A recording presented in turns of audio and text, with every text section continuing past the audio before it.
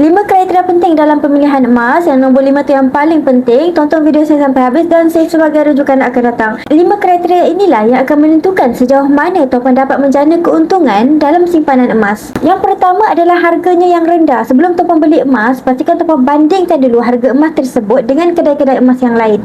Yang kedua adalah spread value yang nipis. Spread value adalah perbezaan harga beli dan juga harga jual. Spread inilah yang akan menentukan seberapa cepat tuan-puan akan untung dalam simpanan emas. Lagi nipis spread value emas tersebut, lagi besar kadar keuntungan tuan-puan. Pakar sarankan pelaburan emas terbaik mempunyai kadar spread 10% dan ke bawah. Yang ketiga, tiada tempat untuk membeli. Public Gold mempunyai sistem lock harga di mana tuan-puan boleh booking emas mengikut real time harga emas dunia. Kalau harga emas jatuh pukul 12 malam, tuan-puan boleh beli mengikut harga pukul 12 malam tu tuan-puan. Yang keempat, mempunyai cawangan jual beli yang banyak. Public Gold mempunyai 19 cawangan di seluruh Malaysia dan juga Indonesia. Cawangan yang banyak akan memudahkan urusan jual beli para pelanggan. Dan juga kelima, syarat jual beli emas tidak cerewet. Emas yang terbaik untuk dibeli ialah emas yang mendapat jaminan daripada pembekal. Public Gold memberikan jaminan akan beli semula emas walaupun sarung plastik ataupun sil emas tersebut telah dibuka dengan spread hanyalah 10% sahaja. Inilah antara kriteria yang tuan-puan perlu utamakan sebelum membuat belian emas.